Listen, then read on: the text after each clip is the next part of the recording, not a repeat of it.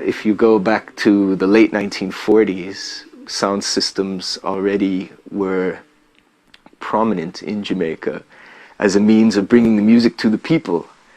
So although there was a thriving jazz scene in Jamaica with live jazz music being played from at least as early as the 1920s, most of these live events catered for the wealthy elite. So poor people couldn't afford the high price that these live concerts demanded. And some of the concerts were also aimed at foreign visitors and tourists. So the sound system sprung up. Those guys could rule the whole Jamaica. You have a song named Tom the Great Sebastian before. You have Duke Reed the Trojan and Sir Coxson's Downbeat with Machuki. And Smith the Blues Blaster from the West. Count Nick the Champ. Yeah, he had a lot of sound system. Someone string up some sound system, some large, heavily powered amplifiers and speakers, give a low entry price at the gate, and just blast rhythm and blues all night. Because sound system is something I love the most. No matter what my grandmother said, I would have still reach dance anyway, you know? I know when I come home from dance, I'm gonna get locked out. You have to sleep outside, but that's no problem because I already have my fun. Because to me, that was my greatest fun, sound system, and still my greatest fun, you know? Exclusivity has always been a major component of sound system culture in Jamaica.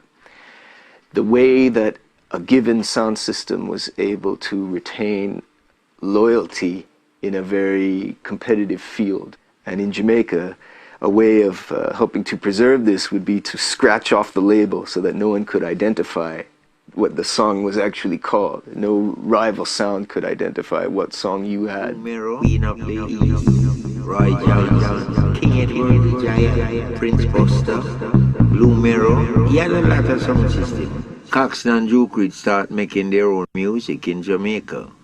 You get what I mean?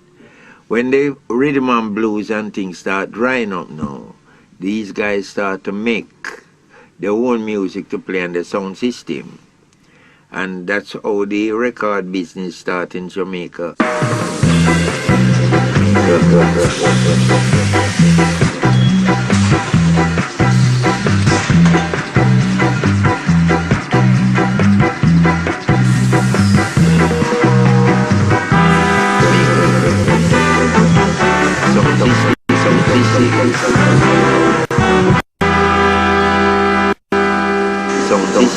Sound system was our radio station.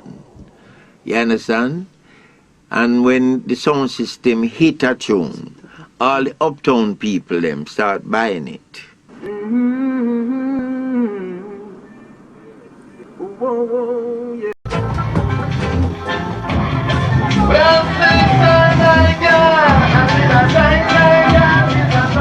Mobile discotheques called sound systems travel all around Jamaica, taking the music and its message out from the studios direct to the people.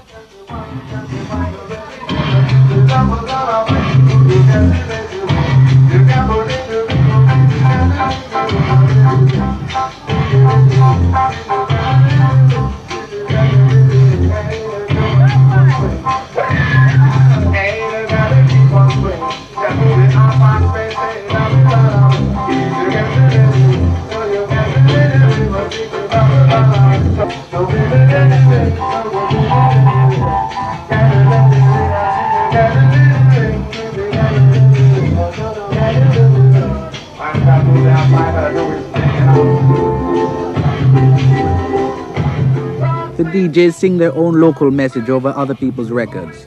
Like young Hugh Brown, who models himself on the great U. Roy. U. Roy was the first, singing of Trench Town and Babylon Burning. He's something of a legend.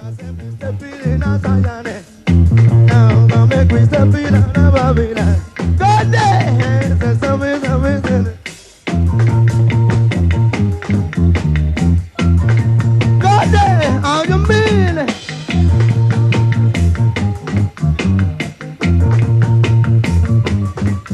Them I say every time I'm coming, not to know everything. Say them must be crazy. I'm a Jamaican, and that's where it come from.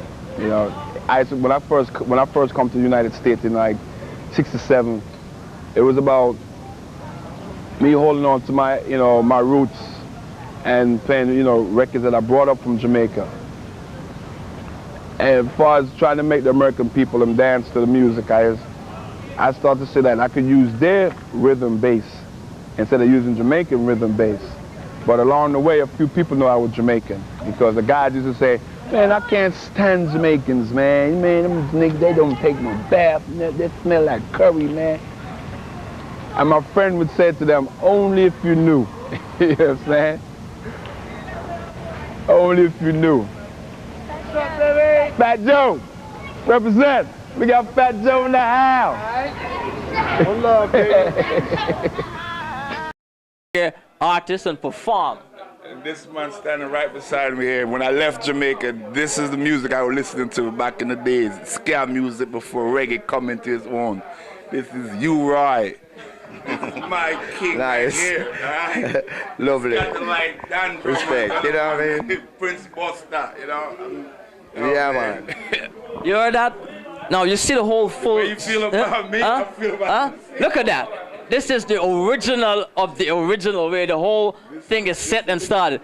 King, it is honored, it is blessed. It is blessed. It's a blessing, it's a blessing. Respect. Still, I want you to understand that reggae and hip-hop is big-time family. You know that? Yeah, man, definitely. So, I grew up with it. It'll come from the same. Can you see, just like when we DJ and we have the singer coming in and sing and come out. You see the way the rappers them do it now. Have the singers coming in and sing and the rapper coming in and same part. So you see it's family, very close. I mean, so it's big respect. Saying, It is blessed, it's an honor. That's an explanation from the king, the foundation original himself. Okay? Now they don't stop there. This is a historic day and night, and we're gonna show you the real. Like we were saying before, it's what's up and it's real. What time it is. Now, King, let them know how the beginning start as far as what you started doing, where you started playing. It's a long story, man, because I used to live after I moved from Trenchtown, I moved to Franklintown, Upper York Street. That's like down from Dunkirk and Somerset Lane. A guy called King George used to bring him sound system. They give dance. I was around probably 10, 11 years old. Okay. So that type of stuff. And my old man used to work at Kingston Wharf Garage. So I used to get music from the wharf. Right. Same time and listen to like Dan Drummonds and the Scatterlights and U-Roy and Big Youth and Prince Buster.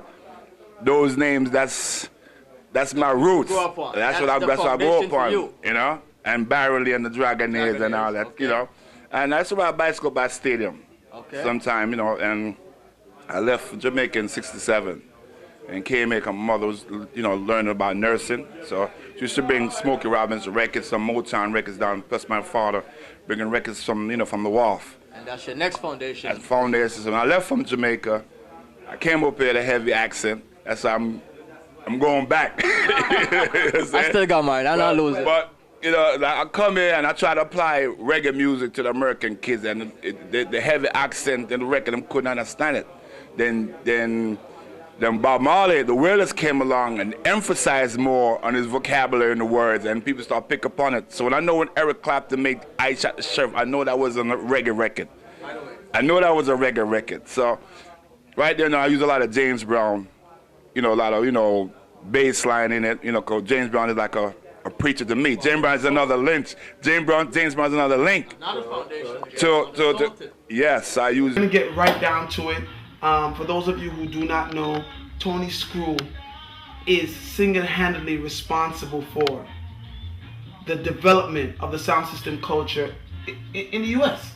In the world, actually, because... it's in the US too and the world, and the reason for that, don't me take it to a different direction, to the era that I grew up in, and see some of the real part of the foundation coming up, and was very persistent, and that when I grew up must have a sound and thing like that, and it was like a dream, you know, come to everything just come out today. So let's take it from your arrival Yeah. in the US. What year? 1970, you know. 1970. Born in St. Andrew, Jamaica, like a place named Papine Tavern, Kingston 6, and was diverted to the USA in 1970, exactly November 1970. When did you start the sound system in the US? Actually, it's like 71, you know, but it actually endorsed officially 72, because that's when I was